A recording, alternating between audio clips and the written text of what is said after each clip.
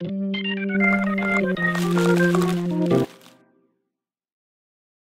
guys, balik sama kita di Kupas Berita. Kupas Berita kali ini kita mau bahas yang lumayan Perpolitikan Indonesia. Ya benar. Jadi Apa tuh? heboh nih Bang soal Pak Jokowi yang sudah tidak menjadi presiden, masih diomongin juga. Pak Jokowi kan kemarin nyinggung rencananya buat ngediriin partai super terbuka, partai TBK gitu kan. Dia nggak bilang mendirikan Bukan, sih. tapi kayak Dia punya gagasan. iya, punya gagasan. Nah, terus abis itu Pak Jokowi ini ngejelasin kalau partai super TBK itu partai yang dimilikin semua anggotanya. Jadi ketua umumnya nanti dipilih langsung sama anggota-anggotanya. Jadi milik anggotanya. Ya.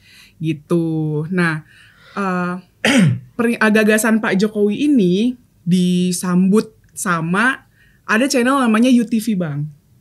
UTV, nama hostnya itu Rahma Bajeber. Nah, dia bikin konten judulnya ditolak masuk partai besar, Jokowi sulap PSI jadi partai super TBK. Sulap gitu. Tapi ditolak ya. Ditolak gitu. Soalnya juga narasi di caption YouTube-nya katanya Pak Jokowi itu udah bukan jadi presiden lagi dan dipecat dari PDIP gitu. Jadi kayak ditolak, sulap. Jadi kayak narasinya memang tidak Negatif, suka dengan Pak Jokowi negatif. gitu. Saya nggak tahu loh dia ditolak oleh siapa.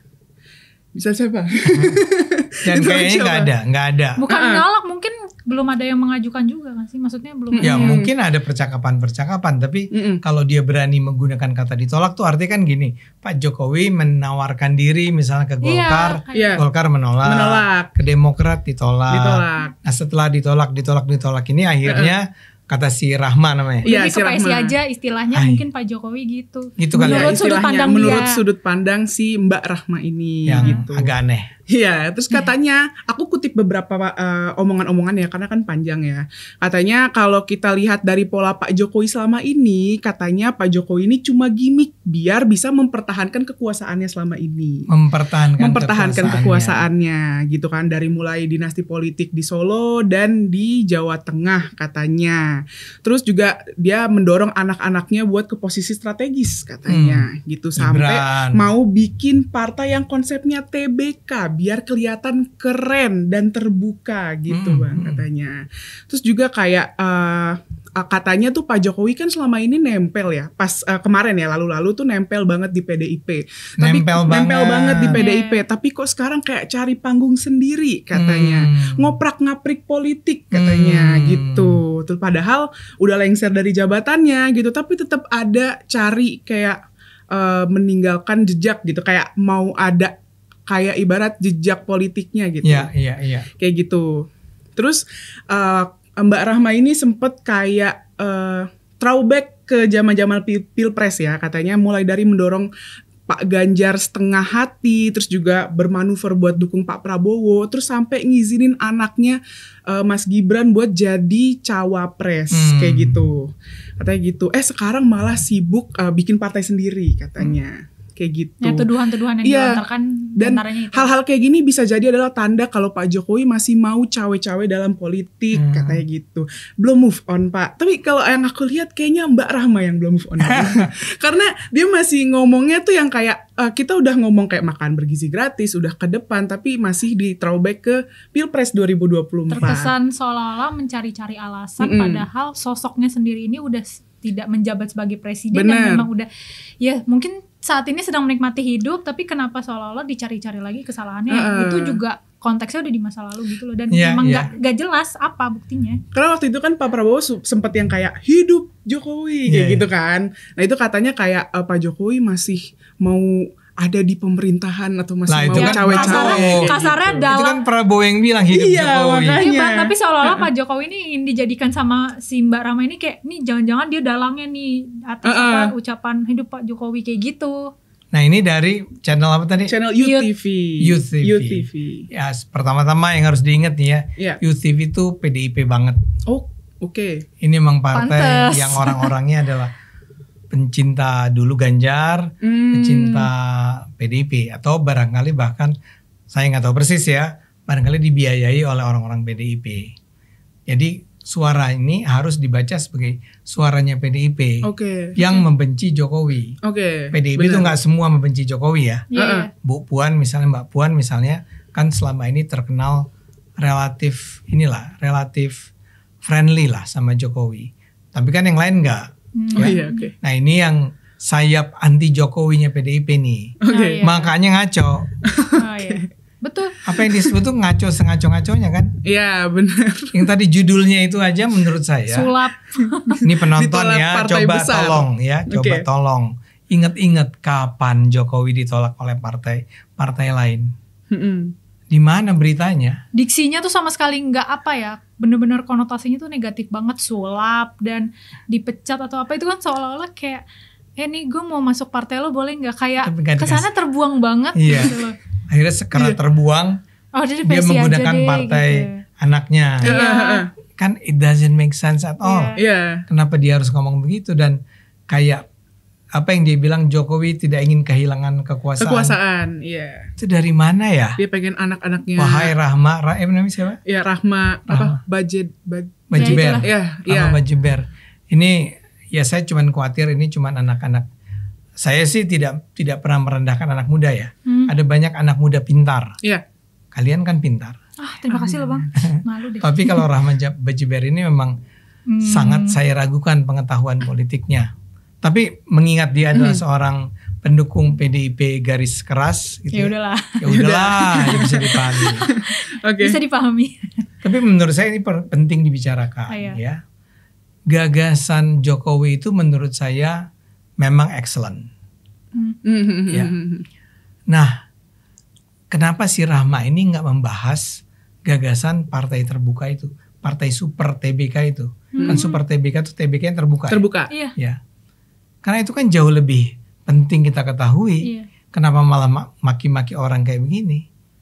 Ya, kamu pernah pelajari nggak super TBK seperti apa? Aku bahkan belum pernah mendengar konsep partai politik dengan konsep TBK ini loh Bang. Iya. And this is the first time I hear. This is the first time. Memang ini adalah sebuah ide yang saya orang PSI. Jadi ketika mendengar Pak Jokowi ngomong seperti itu, wow, gila.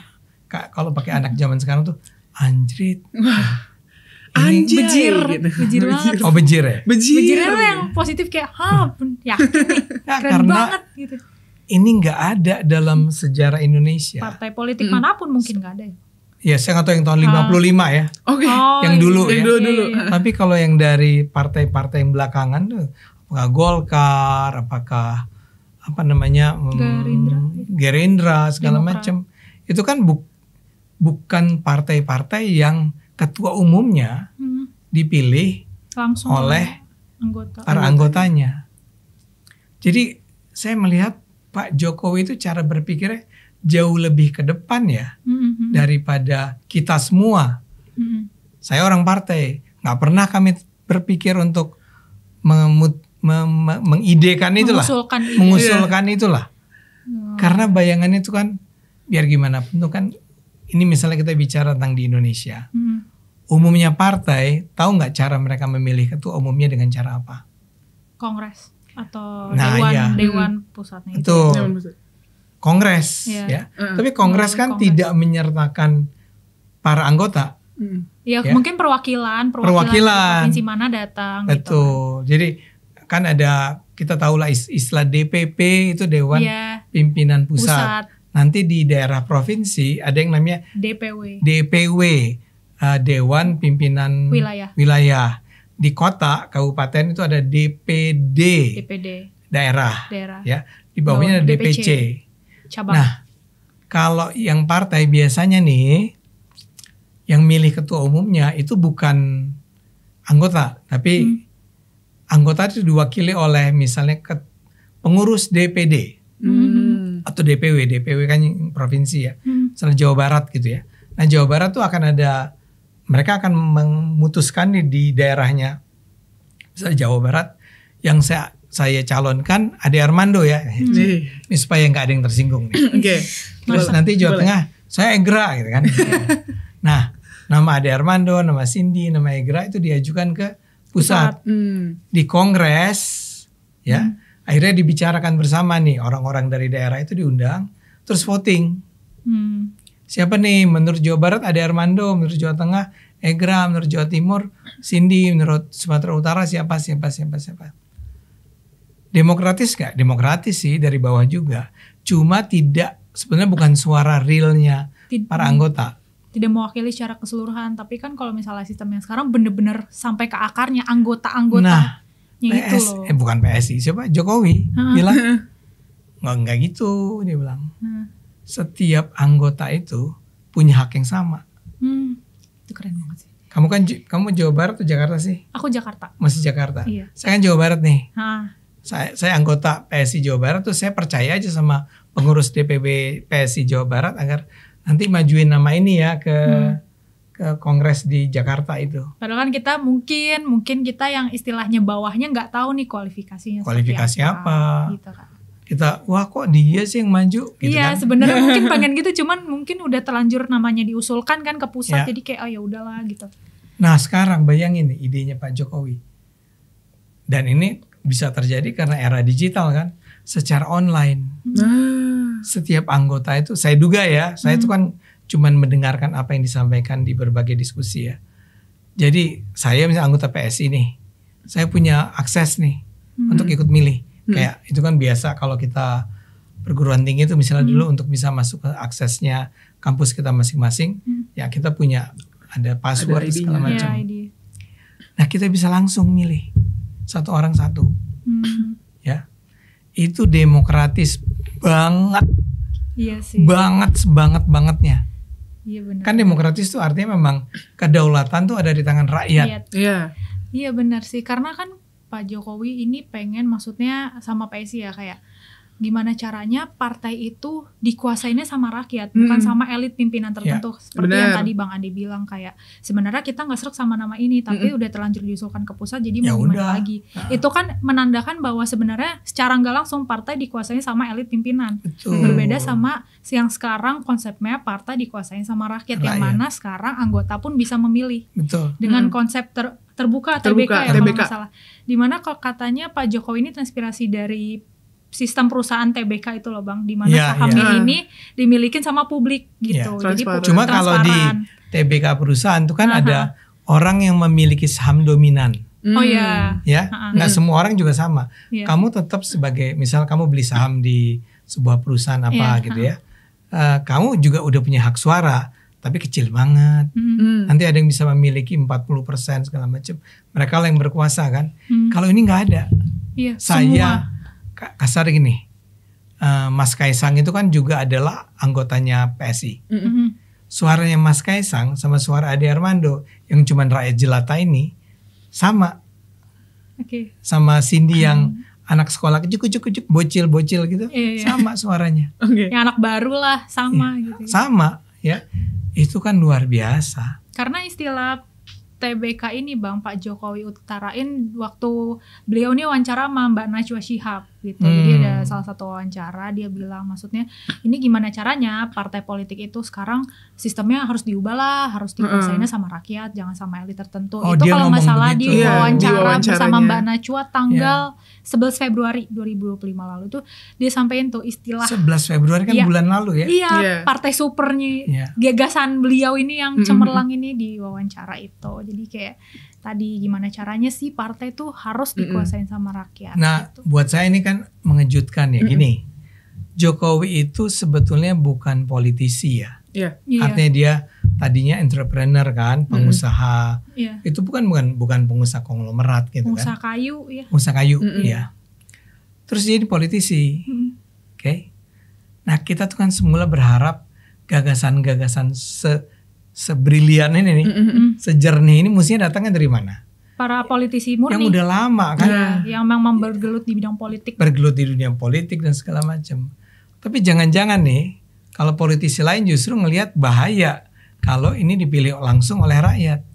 Karena ada kepentingan tertentu yang ternyata nggak bisa terrealisasi. Nggak bisa terrealisasi kalau dipilih langsung oleh rakyat. Iya. Ya taruhlah misalnya saya nggak tahu berapa anggotanya PSI, taruhlah saya sebut aja kasar ya 100.000 gitu ya.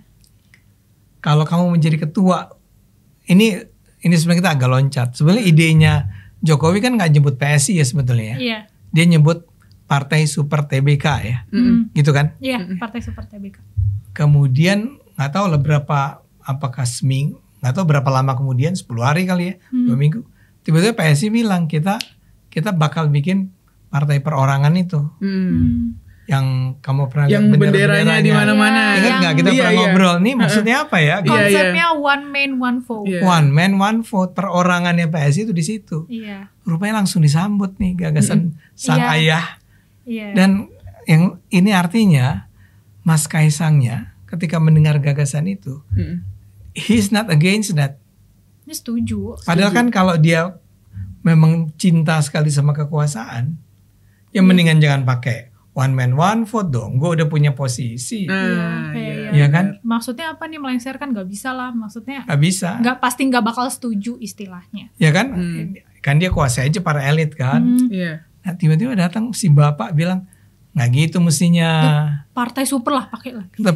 Pakai partai Super TBK. Ya. Karena pas setelah mengutarakan gagasannya itu per tanggal 22 Februarinya Bang, katanya PSI langsung menyampaikan di media sosial. Oke, nah tadi wawancara tuh kapan? 11 Februari, jadi after ya 11 hari kemudian. 11 hari kemudian. Langsung ya mungkin disampaikan. di belakang udah terjadi percakapan ya.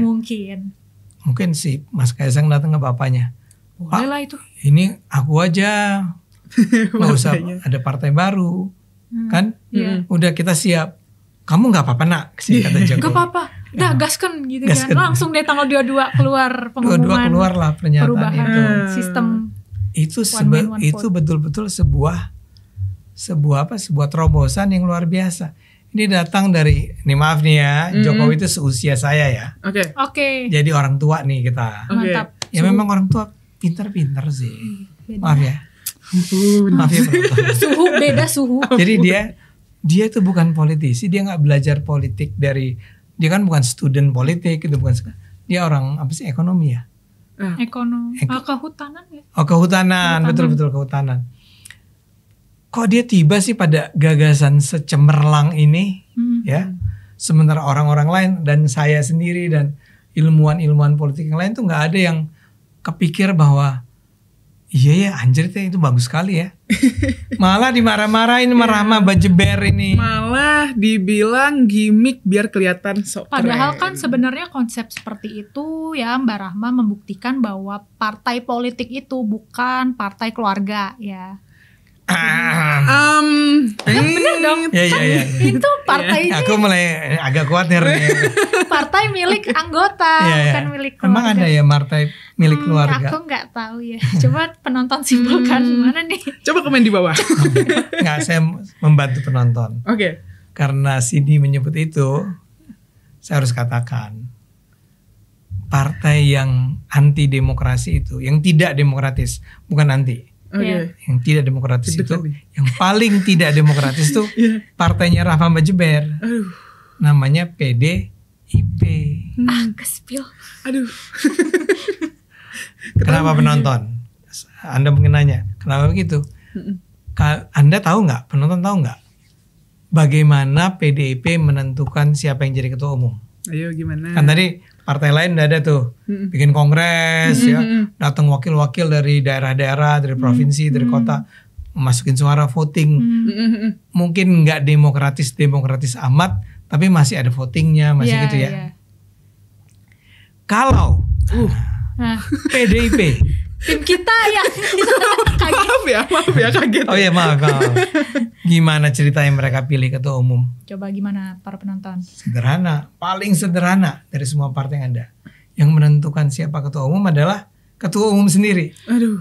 Namanya Ibu Megawati Soekarno Putri. Tak habis pikir. Pikri. Itu ada di ADART mereka. Wah, sampai tercantum di ininya ya. Iya, jadi udah selama itu nggak diganti, selama si ADART nggak diganti, maka yang menentukan siapa yang jadi ketua umum adalah Ibu Megawati. Nah, itu namanya hak prerogatif ketua umum. Itu nggak tahu tuh sampai kapan. Nggak tahu sampai kapan menjabat jadi ketua umum gitu kan. Kongresnya sih ada, nih akan ada kongres. Pasti ada pura-pura pemilihan. Kami memutuskan, akhirnya kongres ini memutuskan ini berlanjut untuk 2025, 2030 misalnya. Kami dalam kurung saya. Kayak gitu. Loh. Ya. Enggak, itu tercantum di ADART-nya bahwa dialah emang hanya dia sendiri yang bisa menentukan. Nah, itu yang paling bahaya sebetulnya. Ya.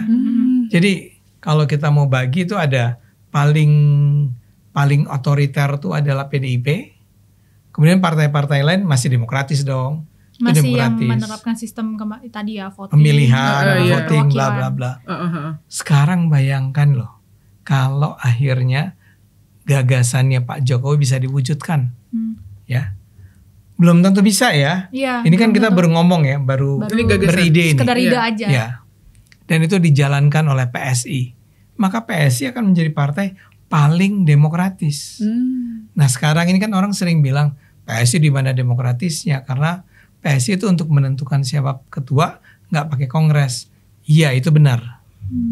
Tapi saya harus katakan itu terjadi karena satu, PSI kan partai yang relatif masih baru dan dihajar terus gitu ya, sampai akhirnya nggak pernah bisa masuk parlemen kan. 2 kali ikut pemilu, 2 kalinya nggak masuk parlemen. Nah jadi si PSI ini karena baru berdiri kan anggotanya juga belum banyak gitu ya semula. Ya udah diputuskannya adalah siapa yang jadi ketua umum ditentukan oleh Dewan Pembina. Nah Dewan Pembinanya ada 5 orang, 5 atau 6 orang saya lupa. Nah mereka yang berkuasa nih yang menentukan.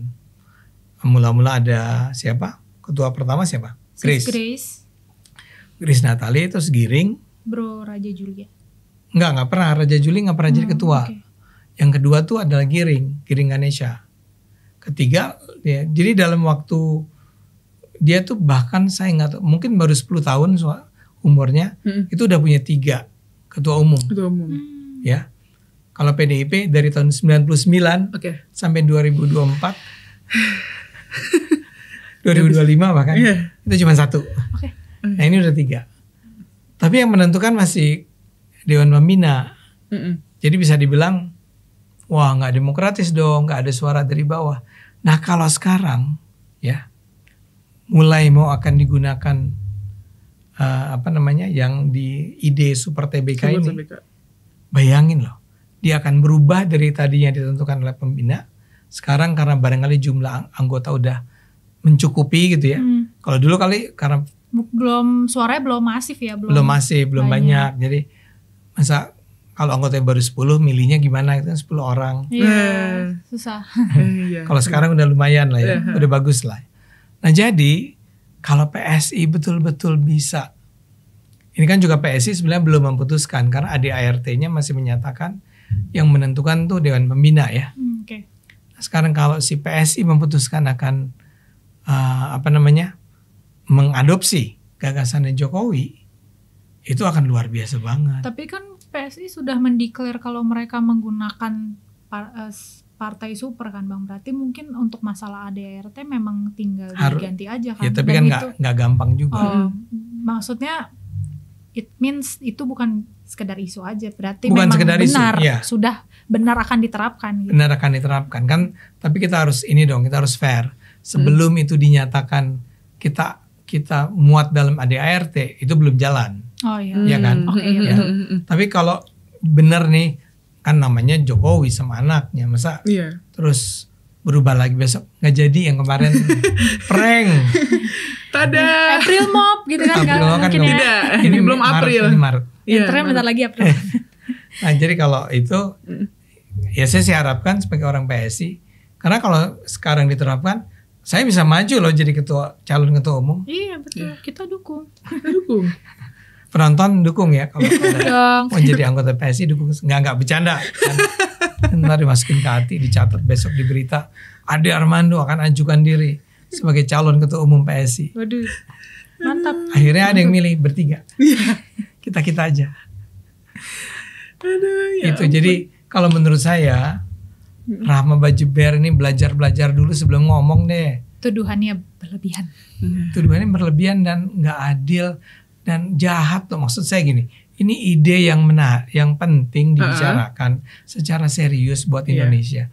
masa komentarnya gimmick. Iya, dibilang masa gimmick. Komentarnya ini demi kekuasaannya Jokowi. Pun kalau misalnya ingin demi konten, maksudnya ya nggak apa-apa juga dong, namanya sebuah ide pasti ada datang kritikan kan. Kalau mau mungkin kritik aja si konsep partai supernya ini. Karena kan benar-benar mungkin penonton dan masyarakat luas belum mengetahui secara dalam emang partai super tuh apa, konsep TBK tuh apa. Makanya mungkin kalau emang berseberangan mau kritis ya silahkan kritik konsep si partai super ini, bukan malah membahas yang lalu-lalu yang maksudnya juga udah lewat juga gitu.